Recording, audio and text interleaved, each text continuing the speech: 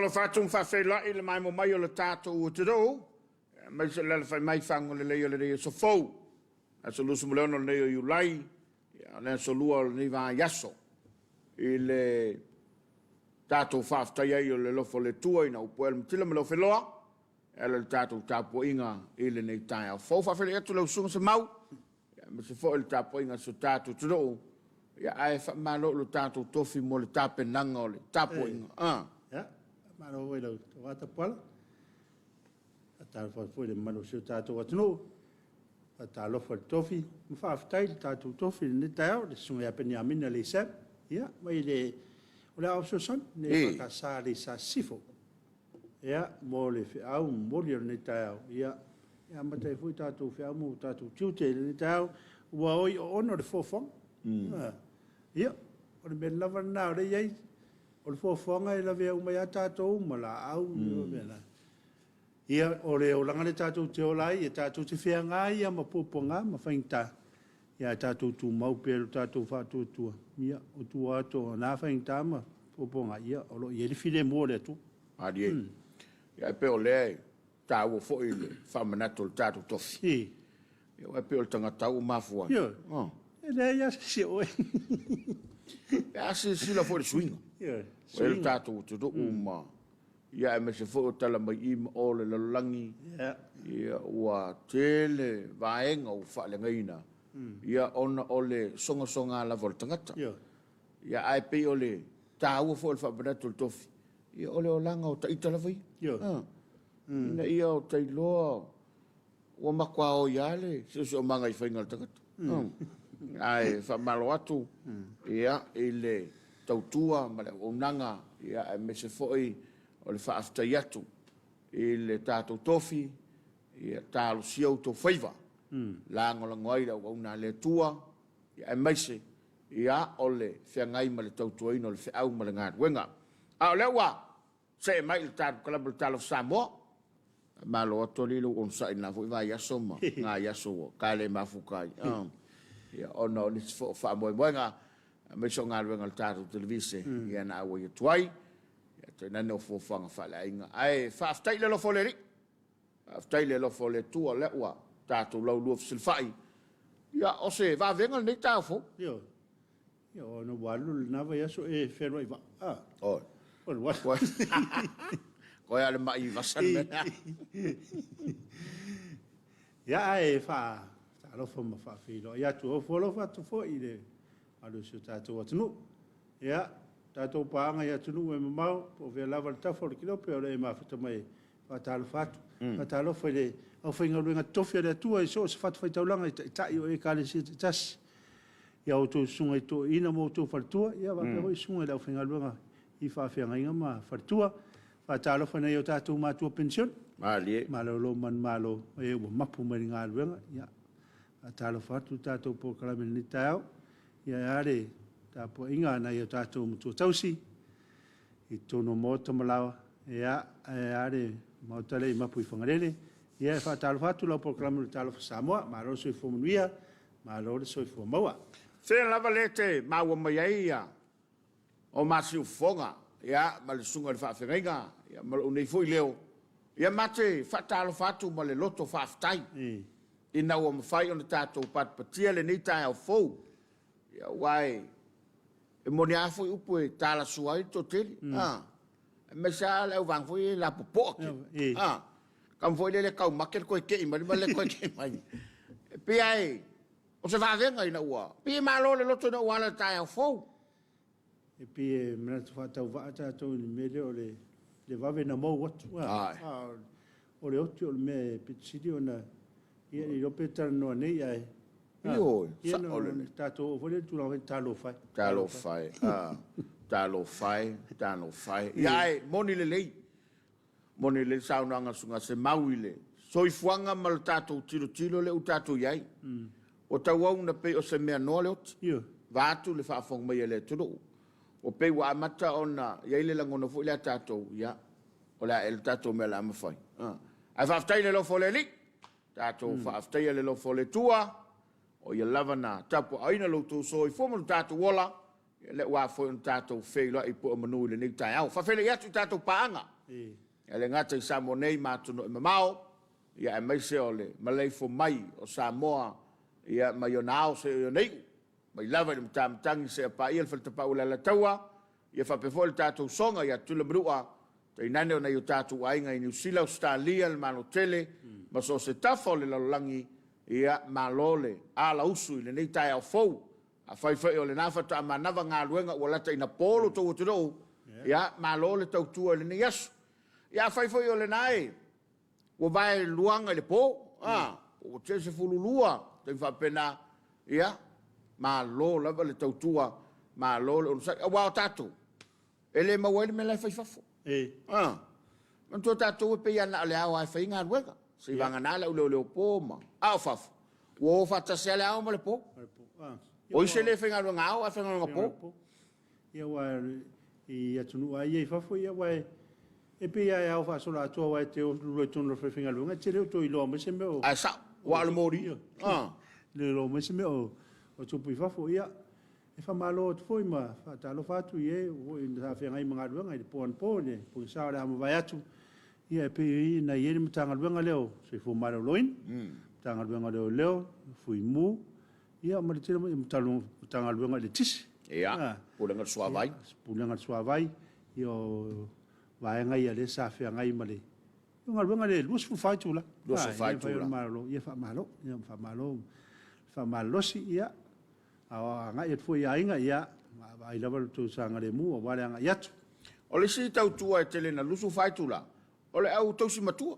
Ai me se pefa pe o le apu sito fangam ta miel fala. Ia e pupula te mi uma. Ele manatu alofa I sona tua a matua.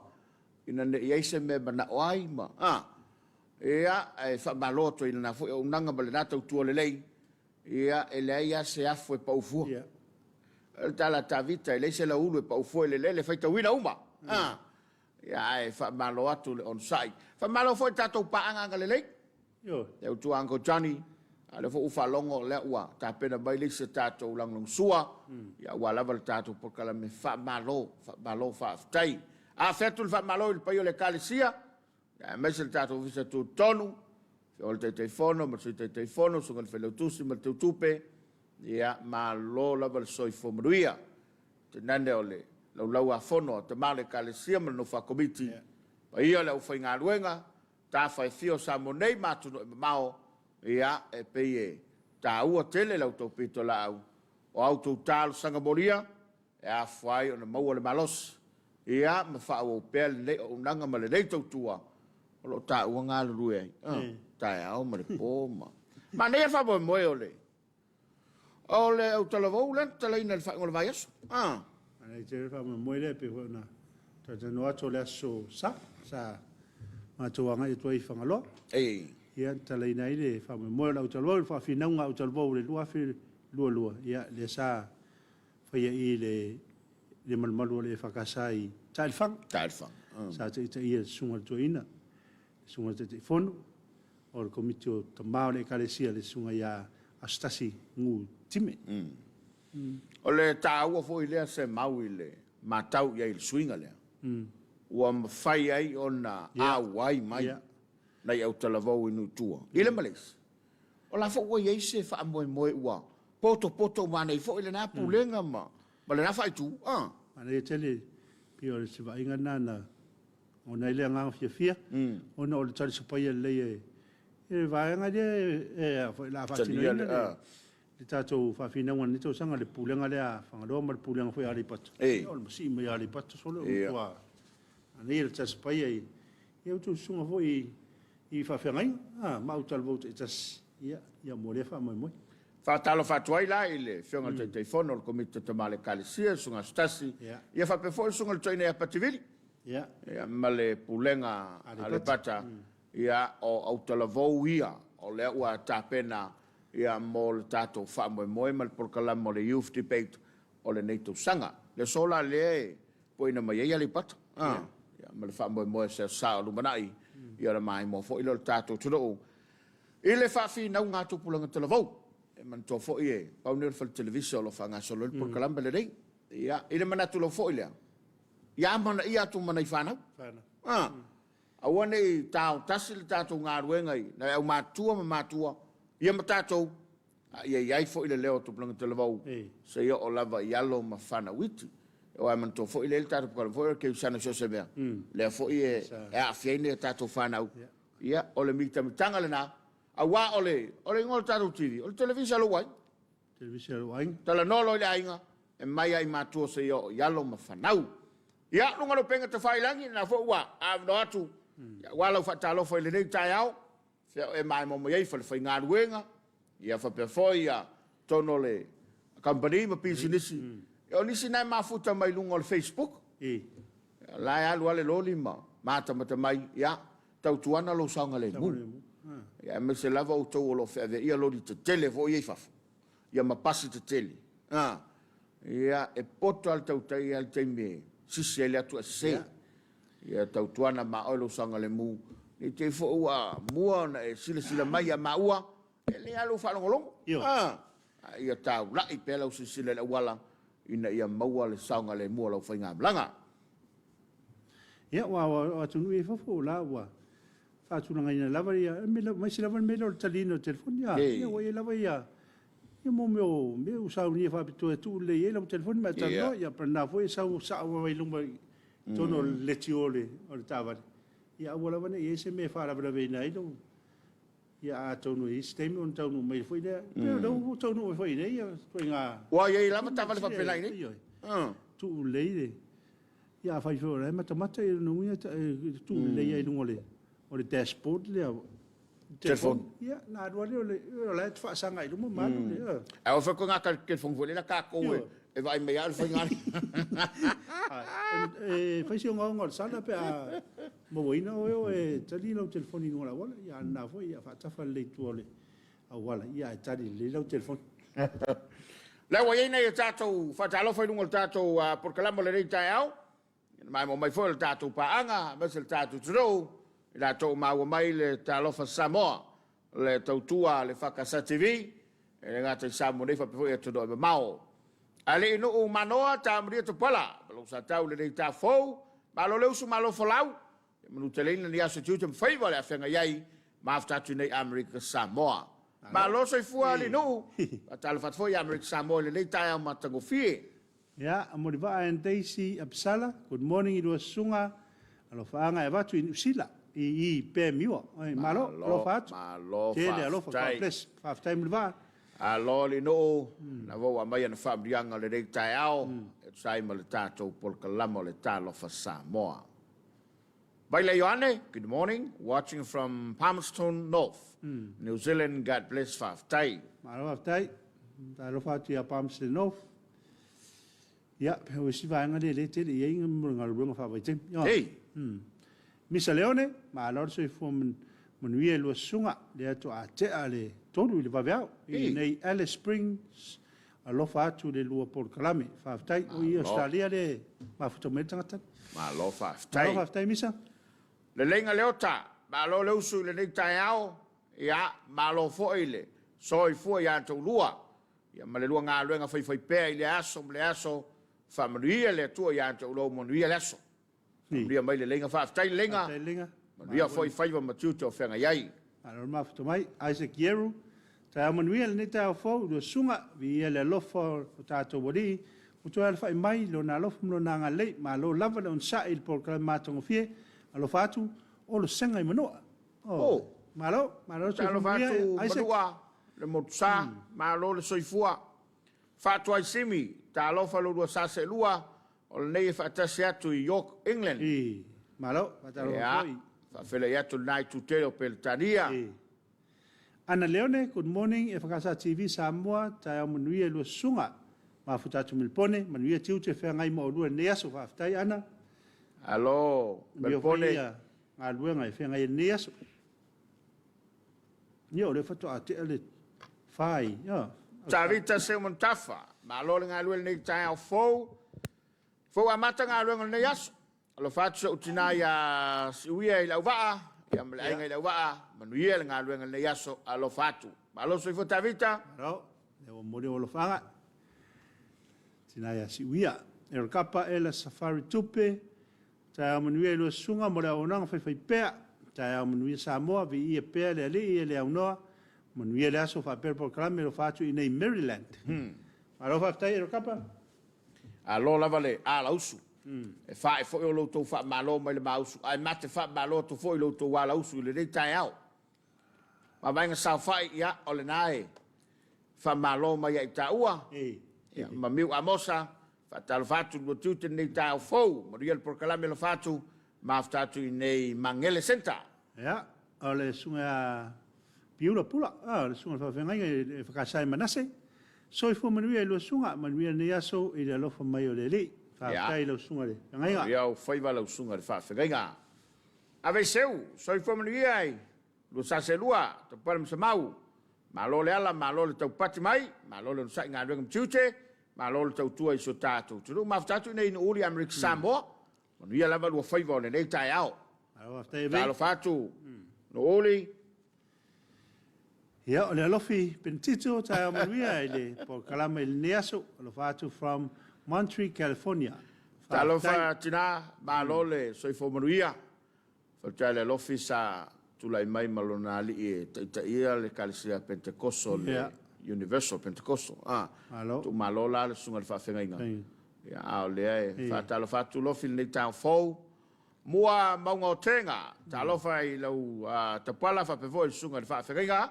Manuia lava lua por kalame lo fatele atu i nei Fort Mitchell, Alabama. O lea ua toi se fulu minute i le lua i la uli. Nei tu la whaaftai alo fatu.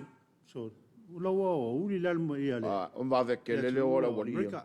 Renei taefu le wha good morning mai, good morning Renei. Aro se fu manuia. Fale Sofia, talo fai le lua vaselua, te pala, le fatu nei Victoria, Melbourne. Ia, aro waftai. Tau Ione, maro se fu ia te orua te mali, mar po kalame matango fie. Waftai fu i le whakasa TV, mar po kalame. Mona i o tātou tangata lau tele, i so se i tū o le lau langi. It's 10:45 a.m. i le nei tū o le lau langi, ka Ples Samoa, Independence. Ia. E ui fo le si moa na. Awa e pe o tātou o le malo tuto tasi au, le o tātou satua oile. Ia. O le na. O si moa na o na au malo na fatu. Ia. Mua maunga o tenga, mana ia si ufonga o viinga o le tua i le nei tae au. Ia me se fo i lau sunga i le whaafegainga. Ia. Tātou tofi ni te au. Io. Sunga e peni amina li Sam. Whamawanga sa whai morning, friends. Ma lor se whamunia atu lea soifua o si o tu a tapuala. Lofa le o i si o tu a tapuala. Lofa le tua e sanga fua ina soifua munia i si o tina. Tai. Manuia tele le tau tua le neaso. From me, myself, and I. Lofa mo sa mua atoa e maisi ainga pele. I iri sa le lua. Mo va vai whadari. Love you all. Whaftai. Whaftai mo alofanga. Vainga. Ia sa awa o nei atoa ile valsu toto sanga o tina mtua. Ia ngā lufilufi o lo apu. Whawhai la ulu, whatala whatfo ilo lua vasa ilua, ma lo mo le unanga matamatatu i nei Lakewood, i Seattle, manuia tele tiute, ma whaiva o whenga i alo whatu, God bless. Ma lo whaftai, whawhai, ma lo hoi maftamai, paulia mo linga, ta lo whai ate o lua tau tua mo le atanu. Ma lo whatu i o ainga o mai whangari i whapea o lua sunga, manuia nei tau from Masipa, lei maftamai Amerika Samoa. Ia. Ma lo soi fua, paulia mo linga, after tele le mafuta mai ma le mai mo mai. Tele ne tātou panga me Amerika Samoa le ua mafuta mai le ne tai au. E na ua toi whaminute o na tāne o le tulai fitu. Ia o sila mai moa lu tātou tudu. E le ngata i Samoa nei whape fo ine tātou paanga i tunu mau. Ia whamalo atu. Whamalo fo i le malo tele. To tele i le atou mo le malo tele le ua maua mai o tātou whasalunga. Malo le alausu. Malo le soifo manuia. Ia la fo i le Fatawal malutaya. Malutaya, ia wa malutaya lawa wa uli e. Io, isi vaenga o le malutaya. Lawa lunch. Ia, a whapela na o le ua tūla lata i le taimi o tausinga o le uli. Ia, ele le ia ma whaima, whaise tausinga. A wale manatu le mefo ila le popui whiau. Awa tasina afianga ma le mafuanga o le mele o le ngasenga se foi le tulou va fo mele. O le puta. puta ono le Tau lia ngau ngau. la walo A fai ele whinga runga le puka la sako. ha te longa le te tairo e au le te tupu nei me ole ora ngau la walo ni vai tau nei vai tau wa kumule la walo a wale se fa malo stino tulanga le na ia mana ifo ne ta fo na te mai mo bai taru kalaba o le a tu mo sinta tu fa fianga ia fa lu silu mai fo lu ta a fa yo le na te mai mo mai tono lo fale ia sa mai ai pe fa pe o mo lo malosi ia fa pe fo yo o na ta ma fa lauti ia o le u ta pe mai tatu fa fianga e va vai ai foi o le tatu talo Samoa ia ma ante te lu mai le fa wa o tatu lo fanga fe mo li tai i lunga o le tatu penga te failangi au smel mai mo fa fianga le talo Samoa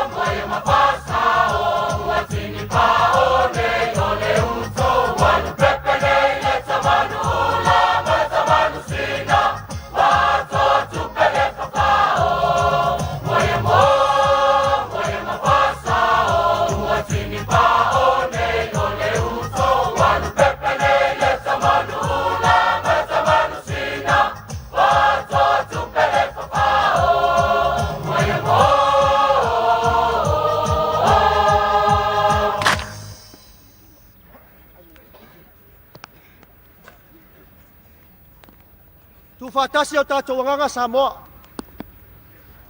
Yo se o tātou whamanu I lea tua o le au le malos.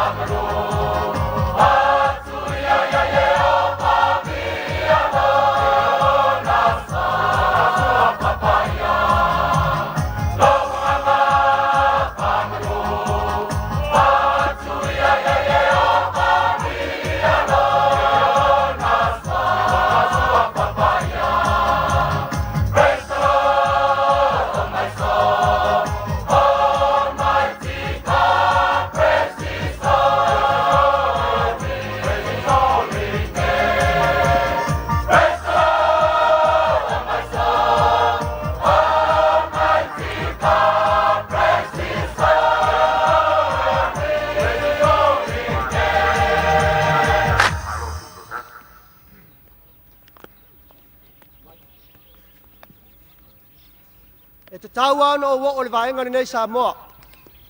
Le anga o le fulu e te wha mamai ai. Mai e wha me melo ai.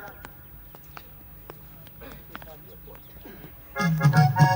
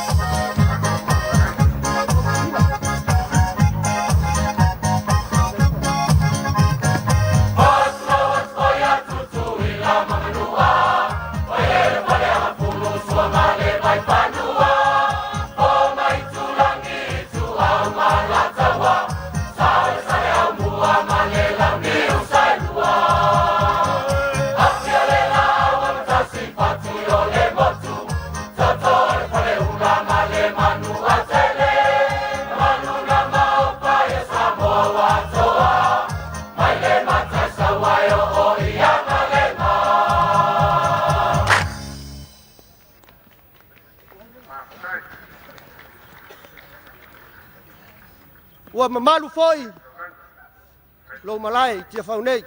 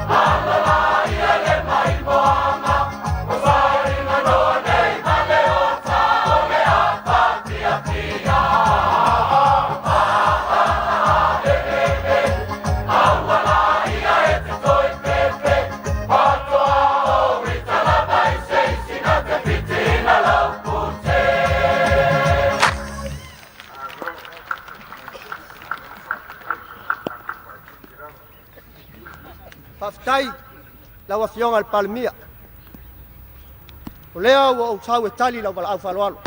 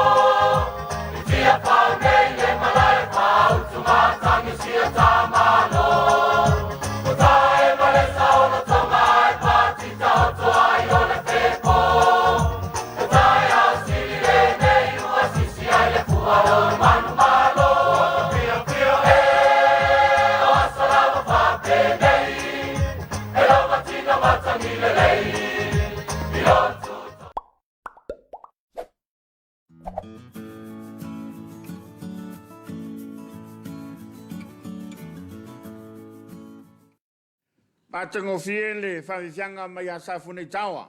E pera mai moma e lo tātou tura o ile nei tai au fou. Ia o whawhianga lava ma vivi inga o whianga ma lalwhanga. Ia wale tātou purkalama o le nei tai au. Ma nei nei pese ere. Whanonga e mese rawa i ni mo halwhai mani nei tai au. Tue man tuai fo ia. Whatunga i. Pia o tātou le sisino o tātou fuare. Ia. Tau sanga walu, wala uli ai le tu malo lea, ia e peo na mai moma ilo tātou turou. Ale whaua ia tātou whatalofa i lunga lo penga ta whai langi, wa vo ile sila fia le malo tātou turou, tainane o tāia tātou paanga, o lo mai mo mai, i le nei tai au manino, ma le nei tai toa, ia e maisal malei fo mai whangwa le lei. O tātou whatalofa mai a valele sa tele, ma lo se fo manuia, God is great. For all our Samoan people, e pele le loto. Whanono pula leota, so i fua manuia i lo sunga mai Sydney au se talia. Ma lo so i fua whanono.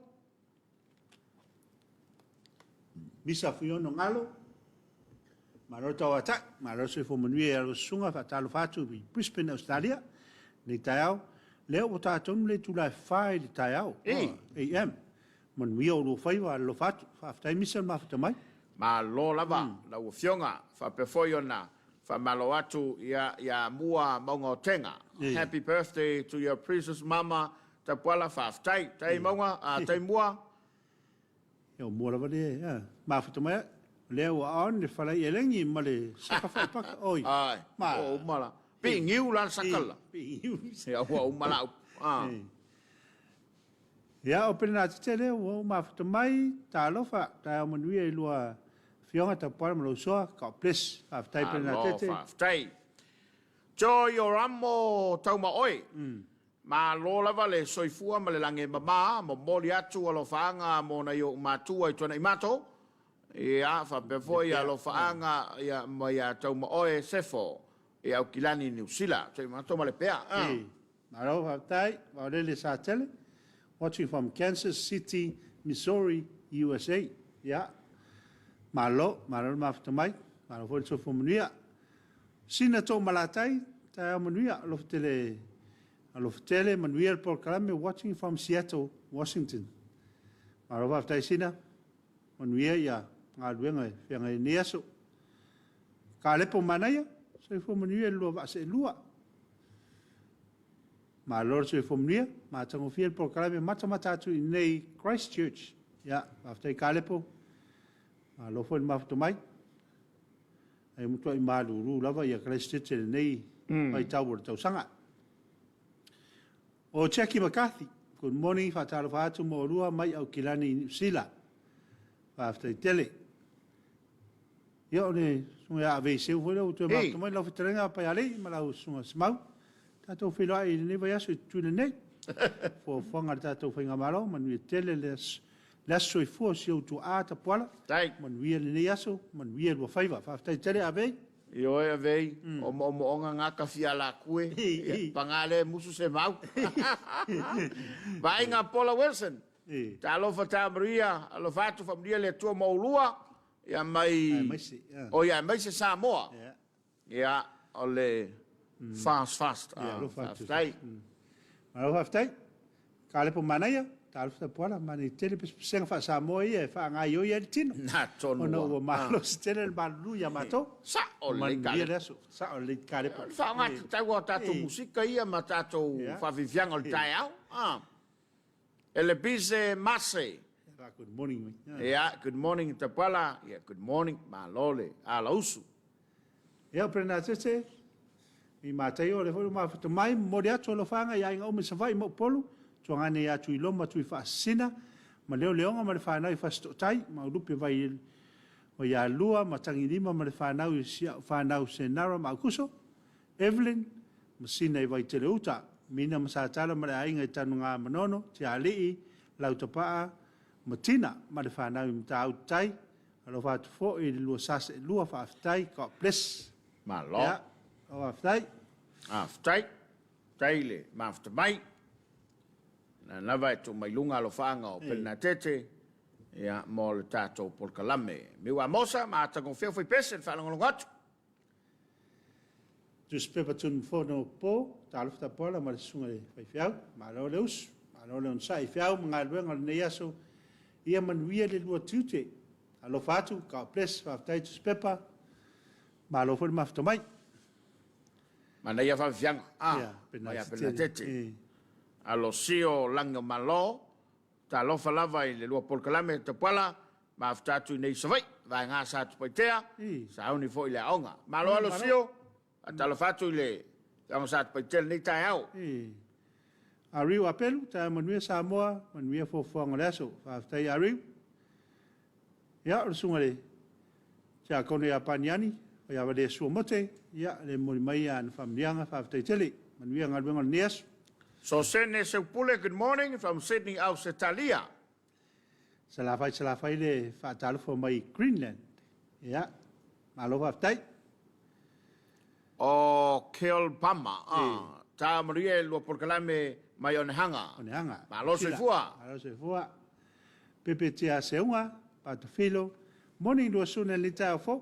sa uli fo inga luenga ni tau ma lor tau tua lo te la tu mo lua from Wellington ma lulu ma lo le lausu ma lo hoi le faingo fia fo i lo to au maua ina to do yo le ma lulu tau fa pito talo fa lava ta fo a mene te pala ia tatou feila i masina fo California alo fa anga e batu nei Oceanside California wa kele ngei me vala audia mai ka kukuila California sala fai se ta para se kuku mai lafi ese lo fia pe interview nei la audia mal to pela te Mateo fa tal fatu mo folo fatu ile nei tai au ia mere ele mo faina na ina me te anga ia ta mai la vai au fa ku sole mau penga mau skava ngo ka kio i pango ia o tui la me ia ai atau ia mo tino ele stato programa tano ia fa malo tu nei tato panga fa te tele lo to mafuta mai fa te foi ia la tolo mai lo fanga ia mo le soi fu su tina matua a ole tali watu tato fa salunga mo le fa la wiloa ma le fe au mo le tino Umar fe au fa le nganga le tape nei sunga la ofsosan. Le la fio mai to le fo. E mai se fe au mo tatu tino. Ina ia mawal soi fo maloloina ia fa o fe ngar wenga. Mai ya to le fo hims ia malan fa la uloa ia masina fa fe fianga ia fa moi. E afale tu la fitu. Ma futa mai ia le compagnia le sap. Awane MCA fa fonga ile tele o fa la uloa. Ai mai se le tele o fa mrianga o tape nai famna tuina le sautama ole nei tau sanga au lele mai mo mai ya tole for hims malana fa la wilo malana savalo ni tau ya matato fa fe fianga ilungo por kalama ne tala samo usima ile mai mo. Are you okay? Do you want to talk about it? Yeah, that's okay with you. What happened? I feel like I'm sick. Do you want to see a doctor or nurse? Yeah. Okay, let's go. Understand and support each other by talking openly about these diseases. Nothing is impossible if we give each other support to talk about it. Getting your tests done and allow appropriate treatment if you are positive. Do it for ourselves. We can be safe from sexually transmitted infections together. All we need to do is to Talk it test it. and treat it. It's as easy as 1, 2, 3.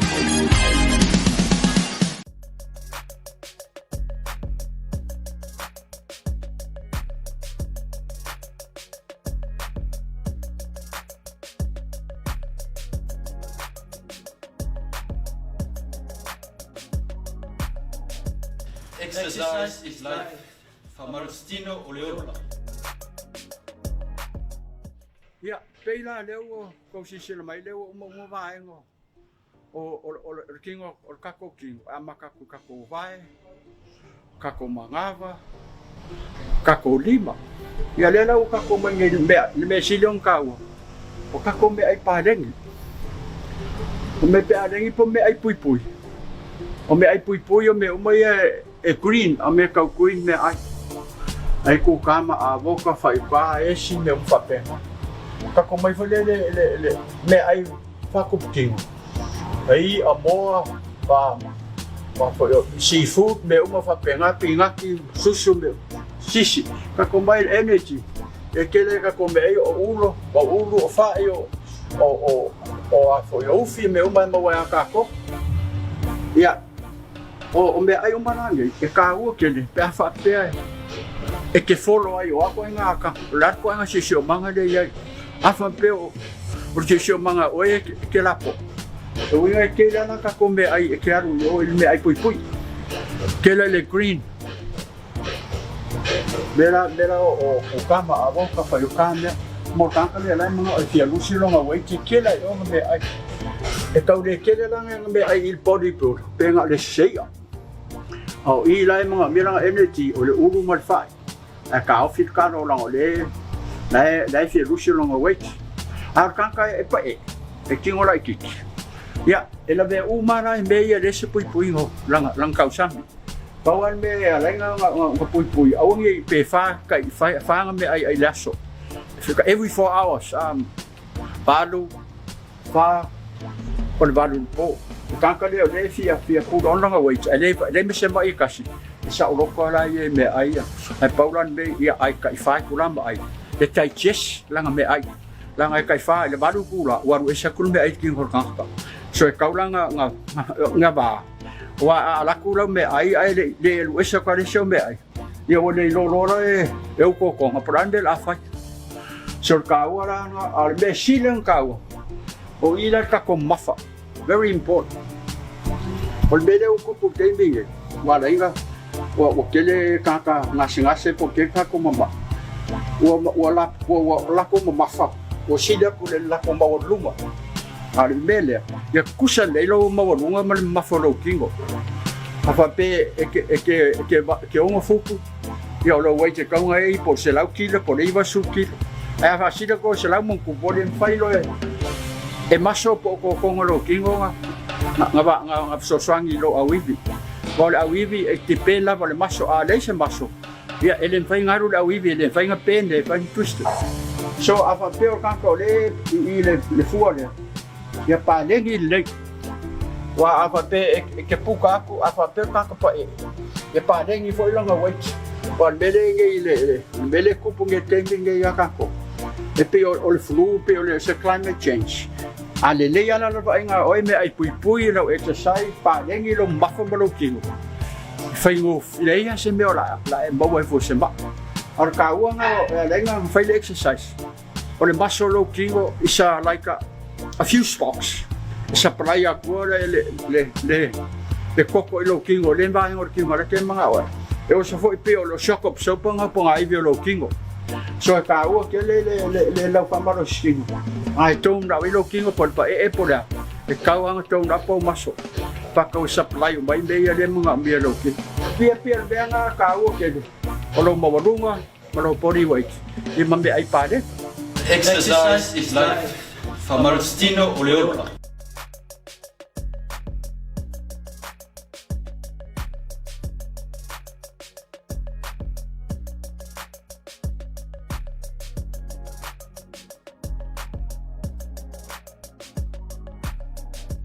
Exercise is life. Famarstino Oleola.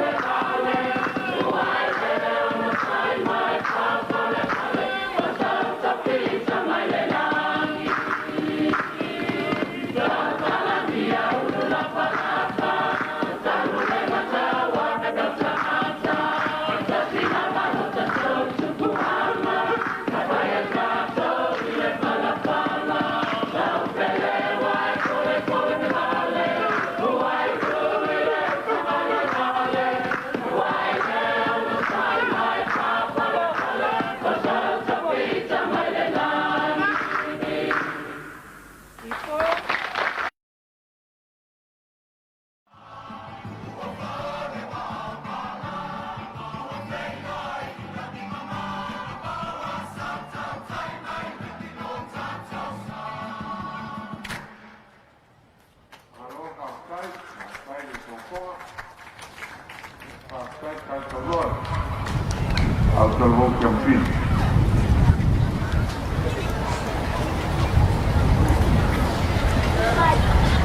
maloso ni apa matalama.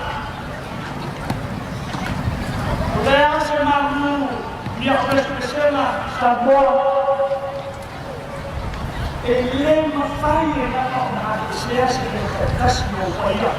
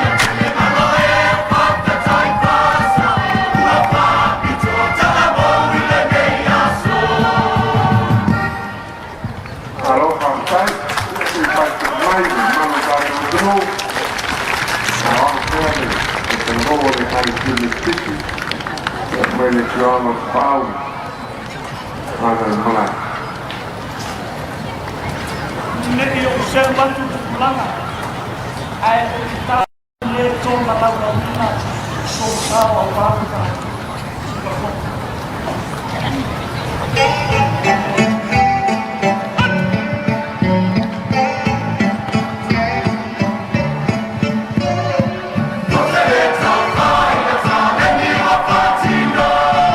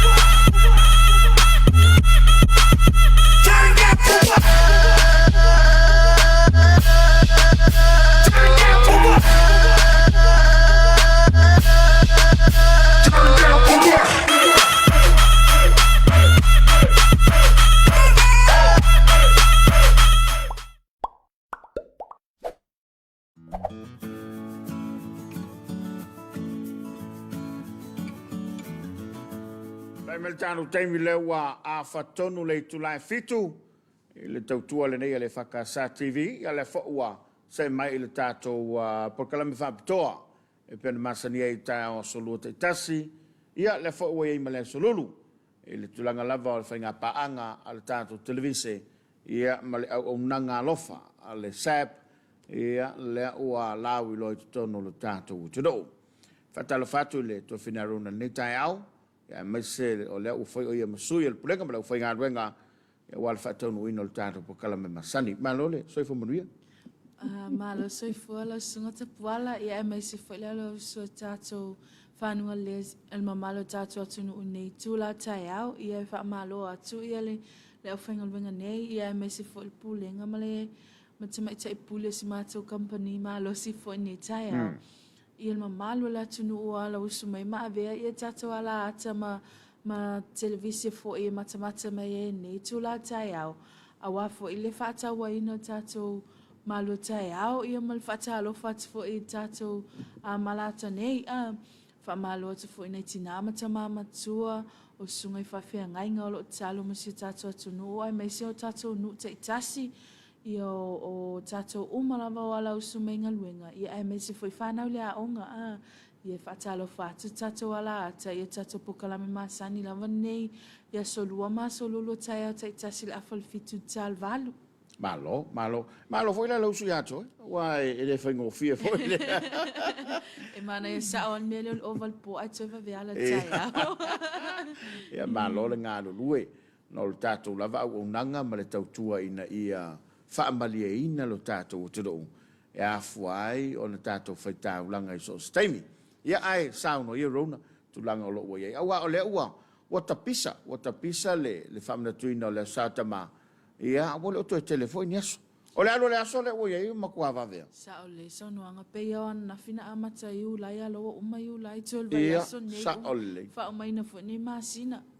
Ai whaftai la malawa noa ia o loo wha awawina pele tato falau lo mala sata ma yes e late te ona o te me umai ai persona anga tapuala toi lua lava vai as tol vaso nei o ia walua afa vai aso vai talo le so lua ia wa afa vai aso sa ole to la vaso fo in my vai aso tontua ona mo ole sa wa fa pitolia mo nei tama ai peo le masaninga lava po le masania ia tato company fai unga masin te itasi le tato 30th promotion e peo ana fin tata noi 30th promotion alo to ia lu futa le ala le tato 30th promotion mo ne masina amata ina le stofil vai sonei se ia pa ia le farai le mala sona anaya sona ita tasi wa taimi le tupuni tato falelua ai le afai na pe film na te puni tato falelo tal lu po tolu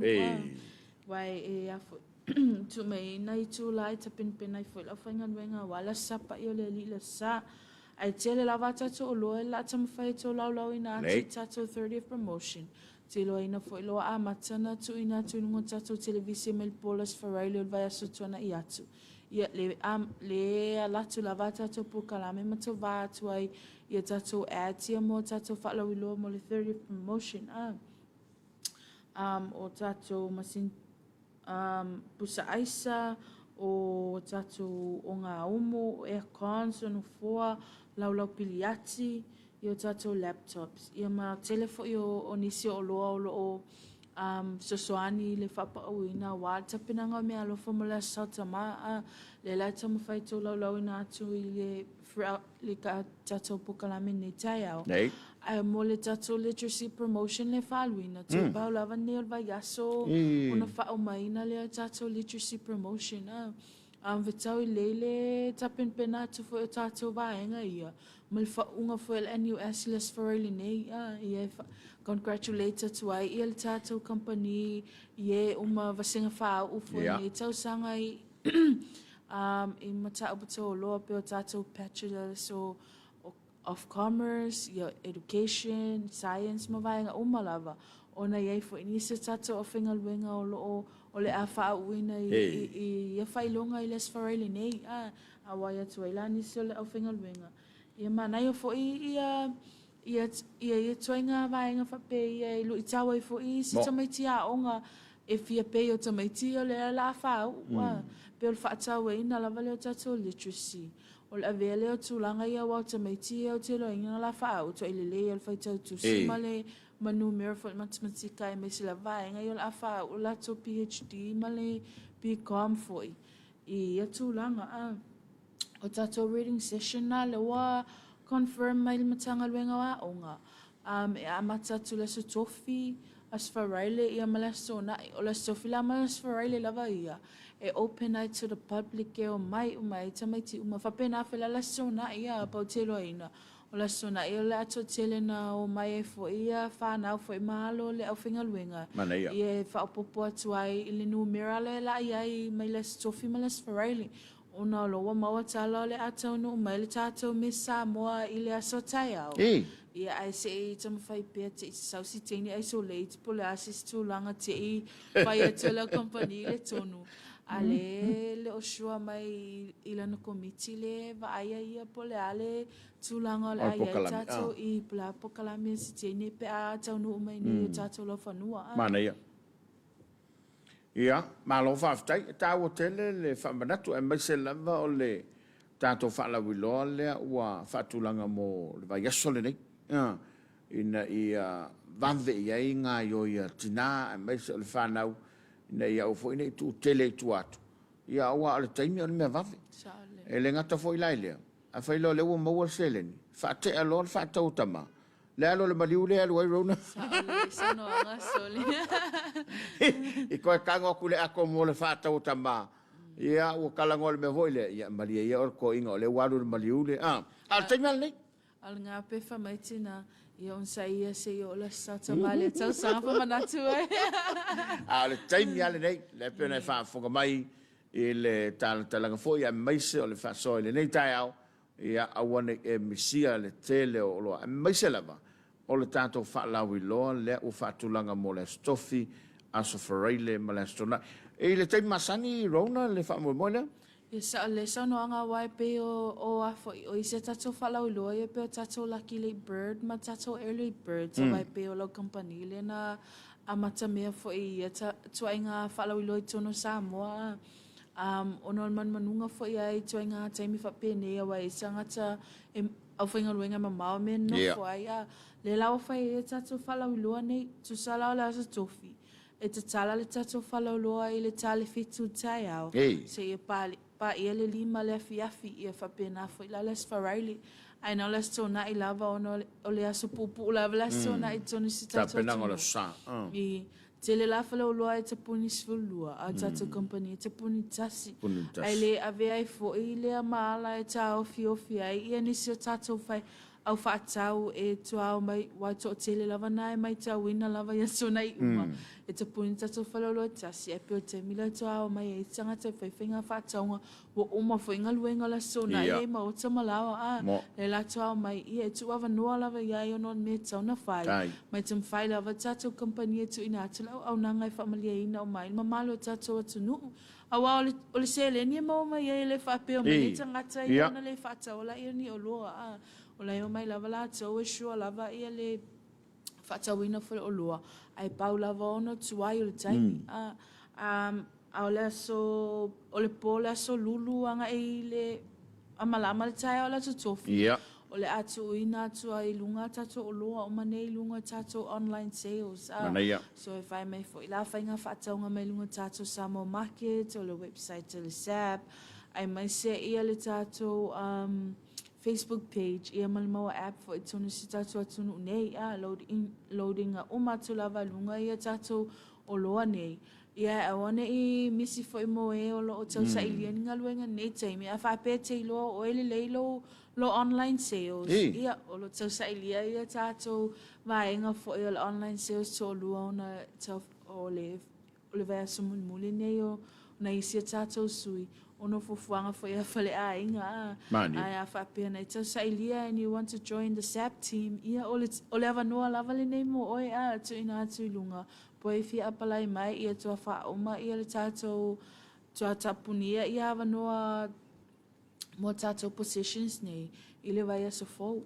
Mana ia. I drop my lo application letter pe na mawhai fo i ona e apply online mai lunga tatou Facebook page.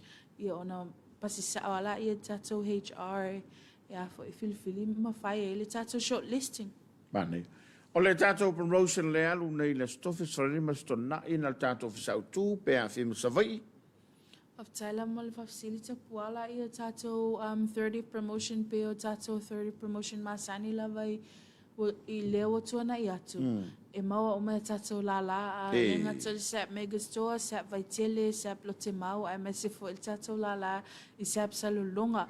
O nei le taunu o mai ai loa te loa ina pe te taunu atu ofisa o taunu o mai nei tama mai savai. Le no mai fo il va ausu e mai vato tatou loa mo le tatou 30th promotion awale stocking ale o tatou loa e following tatou 30th il tatou la savai. So ola il popole pe fa pe o nai te fo te malanga savai nei weekend. Ia o mea o malava o lo maua nei tatou la mega store ma vai tele me se felo te mau o lo maua o mo fo tatou la savai. Ma lo fa ftai. Ilo so tainga mana yo tatou ainga ya tudo mau rona. Ia wai e isi tangata voile le wa uma na pe lai fafo. Wa uma na fai le fatau pisi lo ngalo na longo mai ainga. E se wala tu te fsota I mainga por me fa la lava ya la tu fafo e fsota I mai ainga mo le lo le ufata wina matatu company. Le ai tai lava tapuala o le talina tu fa fasili le pe fa pe le fata mai o le film na e fa fsota I mai ia ainga nei. E ma fai ona fai le tu langa pe fa pe le o se surprise le fata mai mo nei tama foi matina nei po ni usu foi mtuanga ni. I have a pele o se surprise is mo le tangata le sawe piki na le olo e tatou la I le mega store la vai mo inei e me se fo e tatou la sala longa sa vai e send mail to ainga le fa fo le order number a fa pele samo market ya matal SM for samo market ai mo le tatou website le se pe tu ina tu la vai longa I le tatou order number le tu ina I foi lo payment tonu tatou PayPal accounts o le numero la le confirm ai lo fa tau pe fa pete su tu tonu tatou la I piki nei lo oloa a wai le mfena e na lo la tua ta o tu le ngo tanga tele sen mai e me fa no confirm ina pa o le confirmation au tu la vai o tatou oloa e piki nei peki li vai na tu foi mo ta malawa o le tu ina mai le order numbers e fa mau tu ai me fa mau nia o e sa o le nei sa mo le ave knife pe pikina fo e tatou loa e fa tame online. Ma lo fa ftai. O tau fo le ina ia mau pele so ta inga le. Ia wai e ni stemi e tupu ile me le wa ngalo. Ia e fa ftai o le wa fa manino ia o le so tanga lava le ia mo na yo tatou ainga I samo nei. O le mata watu le tele o loa le o lo wa ave le tatou promotion. Ia o lo lava e fa tonga I tono monta malau. Ia po le tāua leo lau tau sisila rona ma tātou ofisa? Sa le sono anta puala wa te iloa ina o le vai asa fo le sumo mo au kusu. Le la amatatala e tātou ala va. Te milan nei o le fa te pena o mama fa mautu o mama mau te malawa. A wafo malanga mea tatu ainga mea tino mamau. O lo ia tatou pusa ai salvaenga Samsung ia amata mai lalu le afi fase lau 5 e fua lava tele tatou pusa ai sa e tatou lua se lau 5 lita lua 5 lita ia fa solo atu lava ilunga o tatou Samsung la e tai lua tau sanga le warranty te milele I ave ese ina elo o loa mai la lana e fa atau ai e tu ina atu lo warranty form e te saini ina ai me se foi time le kili vai natu se ilonga la vai sengi lo a auto ma fa na release atu I lo warranty form I mfa malama tu fo itama ia vai nga ka vai na tonu tatou warranty al vai nga la vai le coolix na tasi ia tau sanga tatou warranty le la ia tatou fase la lo fulu lita a feiva iva tala lo fa pa na tatou 30th promotion alai a fit o se la lima fulu mo tatou Father's Day tu sa tatou 30th promotion lava ia o le tatou whaalawi lua lea toi whapauina tili e tau Tau tatou oloa, o loa already on special mai isi tatou whaalawi lua lai umi te me whaalu ai a whatata inga la o le tatou Coolix gas stove po tatou o ngā umumata lua lea le toa inga le Coolix e se lau tolu iwa tā la le whapauina i le tatou Father's Day promo a le toi whapauina tatou 30th ili se lau sifulu iwa tā la tu so loto e se ale si lua sifulu a loto e se fe mai le lua sifulu tā la me le toa inga lea e me se tatou Acer standard laptop e afe tu se lua afe lua se lau le tau masani a fe iwa se lau iwa le whapauina tatou Father's Day promo a le toi whapauina tatou 30th ili a fe lima se lau iwa tu so na wa se fe le si fa se lau tā la ma le tau le whapauina i le tatou vaenga lea o le tatou lau piliati ia to lua fo e si vaenga tu so pe lau piliati tu a mea fua le whainga le pai e si tangata ono isi vaenga tu solo ma fatatia tu tulanga e mana o miona fai fatanuina e tatou le pai process ai o atu pe o mana le pai nei le tai au le fatita inga tatou lau piliati le pa ulua feli masela iva pe o atu deposit le a feli masela nei tai au ai toi o fula fia fito atu deposit atu for mai na mo te fima na o mo te lo foi o le vave a o le fati o le vave foi na mo mo to la piliati tu sapela o to I look forward ana vai i to inga o lo ani ai me sile pa ulo fa pa o ina e tatou Father's Day promotion ai to I mato fia foi ona o le mafau le matou tama i tai pule tu ina tu ia to ainga au nanga foi e fa mama avenga il mamalo tatou tunu ale mana ia foi feedback atanga tai e o tu ina tu tonu i tatou au nanga ia tu ina tu tua e le ngata tatou online ia ai mai se foi tatou le bai ia mavaenga foi o e lau ai le pre-sale tai mini tamala like titi me a supplier sa pe wa mal pito I lunga lau ai ngalo vai lau la ngalo la wa tau no ulta tau va ale tai la amai vai lau alo atu isi tanga ta fimna ta ofi pe ola to tupe je ia ma ona fa nga ni si foi vai nga pelo so nga fala ve me si foi maliu ni foi vai tau e ko e fim nga ola va ia o mai tanga tale tau no umela singa fo mala solua alo tu lau fo e fa toi mama e fa fera lau tu ai le fal me la ave fo ta vale se o mai fo valu se fulu lau ai ale si ai nga awa ta penanga fo e mona ta to ai nga I fa fo tu tu nga feedback ia e ma fo ona atili fia fai me le ta to company malu ta to tu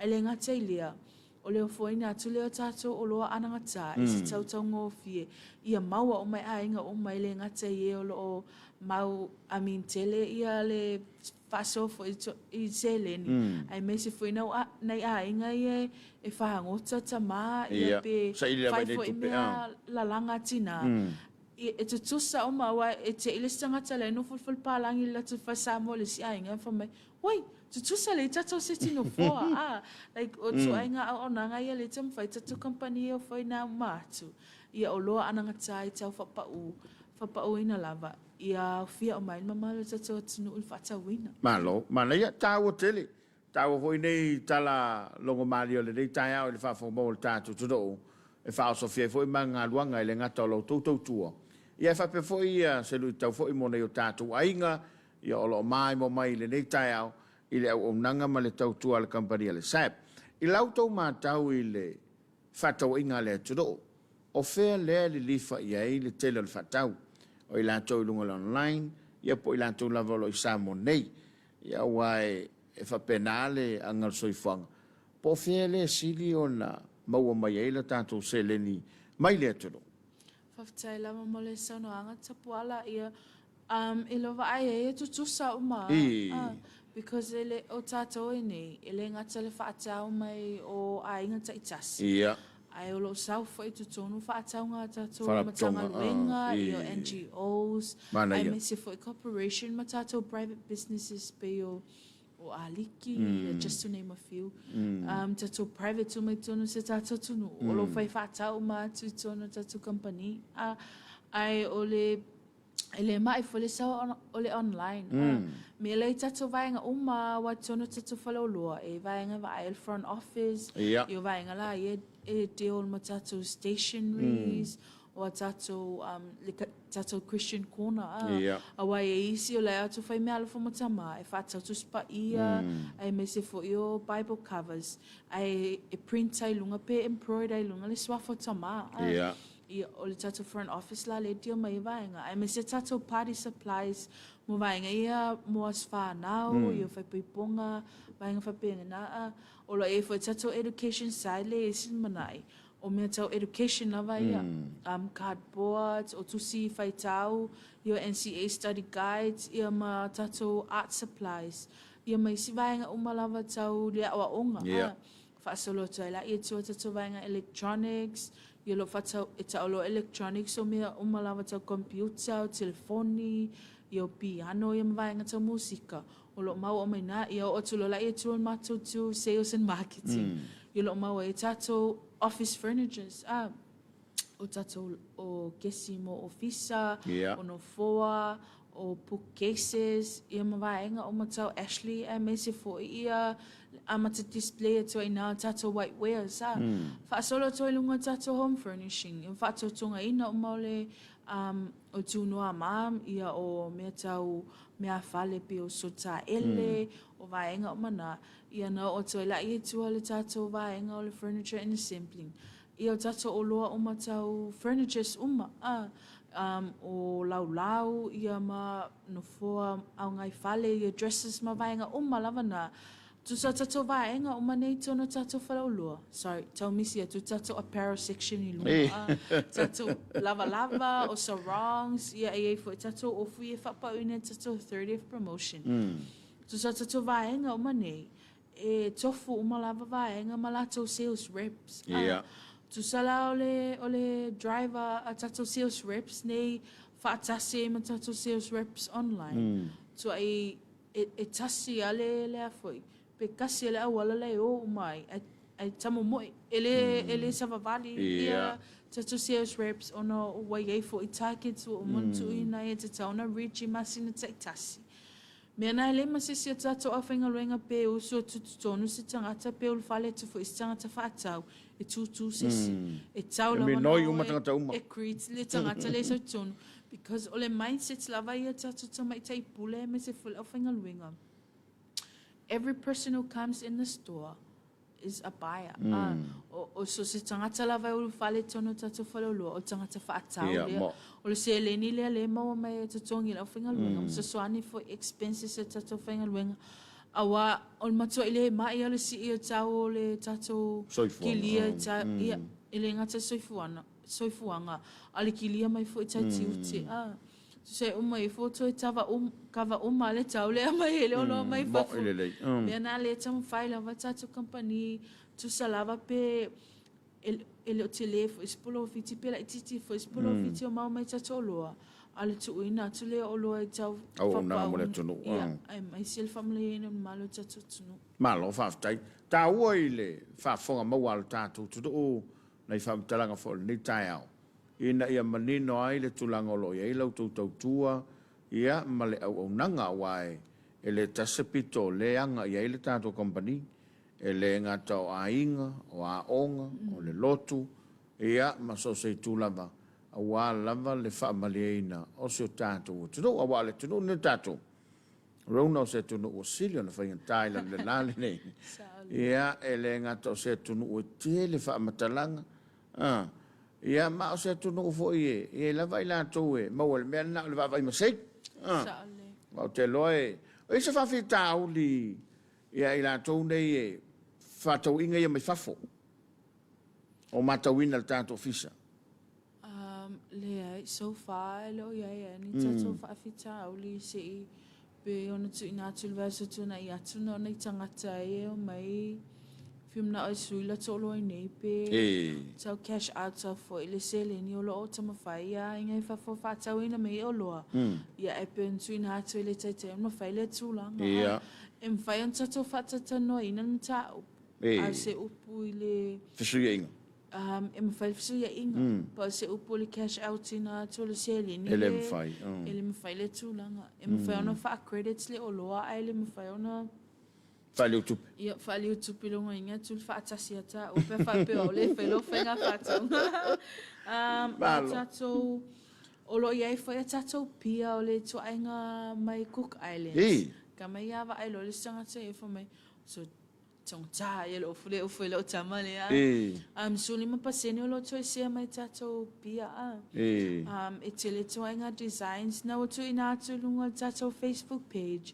A whapea lava o nei te wa ai fo exercises nei tu ina atu ai exercise mo lo a inga fo i po lo tama ia po lo tuangane fo ina te whiwhai mea lo whai. I ma whai o nei whisili mai lunga tu ina atu ai mensi fo le taua. A wa tatou pia shirts mo tama e lo tu ina atu lunga tau ona te tu lunga whapea. Ala, ale a fore isi tangata. Lela a whapea te whiwha silima tau. Ma whai ona e message mai tatou sapa pia sa mo Facebook page. Male. Ian tu ina atu la ia e mese fo i saise solo o maua. Ia whapea fo i o lo o fia whatau. Ia se tau pea ma sio a inga. Ia o ma whai ona whafsili mai. Ai tu ina atu e tatou online team.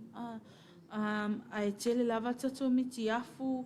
Ia me se fo si pa o talwhea ngai mo ta mama lato la e fo i le aso mo le aso e complete fo i lato attires. Io ta iwa ta laiva, sfulu iwa ta laiva, io tato kako panty au ngā mone ta mai e whingaluenga le la, ia pe timu fo. Io lo maua o ma tato o fu vai nei ia tato la lata i tasi. Ai me se lava ia i le mega store, vai tele ia malo te mau ia masavai fui mana ia whape tamai to anga e hike ia pe alu fo le gym ia lo mau fo e tatu sport shoes whapa uina tau ma le iwa lima iwa tā la ia fo e tatu se vai to inga le me le pata ia lo se lau lo sfulu le whapa uina i melon tā masane tau se lau lima suta la tele lava tatu vai enga nei o lo o tu ina tu lunga tatu ala ata. Ia e mai se fo i ia lunga tatou Facebook page e maua uma e lava ia tatou loa ia tō lau ina atu. Malo whaftai. Ia, o a whaafonga le tatou tuto o ile nei tai au. O le tatou taimi whaatulanga ina. Ia i le tā ua tele o le tau longo. Ia e mai se ia o le whaama i te mai le tatou kompania le SAB. Ai o le tu sili o le tau. O lo wafe iai. A fe iai te mōli mawinai. Le pena sound o le tufinaruna e le ngata mo tele sala fai e fa be foi vai tele e a le lote mau ia mese o lo fisa autu ina ia e tali tonu ai ia ile lasi malano no ai oloa e pe ona ia sound no ai fa manino ile nei tai au ia pe se si vanga buli rona au le fa mai no tapu kalama Whaftai lava tapuala ia ona fo i te tasi lava masi na ona o te fo i la ia le tātou te wila. Whamana tuina te wila. Ia lo maua tātou fabric sa o tātou ia lei. Pea whapena e tapen pena fo i ia se autala vou. Ia se komite tina. Pola lava ia se whaala potupotunga na e fofua e avele. A wafo le whamana tuina o le tātou te wila. Ma le whaomaina tātou whamana tuina o lono sutau sanga se tātou atunu. Ia, o lo maua o mai e tatou ia ne mawhaina tō atu fua fo i petu ese ia ni lola wali tau maenga le tau ave i tau whapa uina lava o lo o whaaluina i tūnu tatou whala o loa a ai o lo o iai ia le tatou short story competition po o le tusinga talapu e fsoswani tu ai le tatou literacy ia o lo o va alua il tatou company ai me se Samo Observer ia e veni ai me se fo le Vodafone ia o lo amatawhaanga solo le verse fo le lai e fsoswani me ia Samo Observer kava ina tule o ia tatou a onga malawa tu ina tu interest mo whana wa onga ia le kava tolo company le la tuna i le tule fa solo tuna i vailele whangali i fa solo tu ai tua ia interest mai matu ina mai fai tonu ia tele fai longa matongo fie pe ha o tu foi tatou price giving o le aman malo ai foi tamaiti lo pe o tu teme tatou price giving wa mawani tatou skola e sponsor fua ia el company malu tu lava tu filau pe fa pe mata mai se tu ina tu pe ai lava molo discretion e ni sia vaenga o tama fai ia le tatou company e afoi so soani toi fo il fana ula vaoa ai mai se lava le o le taimini e tauna na fa like tuina toi fo ia vaenga e tauna tapin pena i tamaiti a wafo ila tola tupua it's all for le o tatou atunu in ne fo vai tau au te loa ina o lea te mau si whapoponga whapeni i te le lava mele o ile mwhena mau atu i le tatou pokalame fo ni tai au o le a mau si whapoponga i le aso tai au te mi lam whapeni whaftai lava lo sunga te puala mo le avanoa i a emisi fo tatou pulenga mla au whinga luenga wala o suma ni tai au ia ai whamanuia lava le atu ai fufuanga whai o nei aso ia ai mesi fo le mamalo tatou atunu o tali e ina mai le tapo kalame ai mesi fo tatou ala ata i maota malawa nei tai au ia ai o se tala atunu ma nei o na vai vai a whapewese ngano pa o papa i le tau whafunga anga nei tai au ia mato te tu atu na ia whamangalo mele au na ia ai tatou te whaatasi taimi lava whapene i le aso tai au ia on tu ina tu lea o le whapoponga muli o tatou whalau i loa i nei fo i vai aso ai le i tatou o tu fo i le vai aso fo ai mesi fo amatanga ina o le masina fo i au kuso na lo whaftai whafonga le tatou turo e le tautua ma le unanga e peo na vea iei le tamai tau rona whai masui o le pulenga ma le whai ngā ruenga al company le SAP te tatou te whira i la so tai au ia o taurunga toi fo i mal prokalama le tala Samoa manu ia whau mga ruenga la whengai mal tātou tunu. Ai wani ngalo, a whane le tautua le SAP, mai mo le mawina i le lasi ma le anonai, o le wha maa venga mo oe malo a inga. Manu ia la vasinga le nei tau. Whaftai le tātou sponsor, o le nei polkalama le tautua le Uncle Johnny, ia maniso company o lo anga le lei mai. Ai manu ia la vasinga le nei tau, to whai i soifua.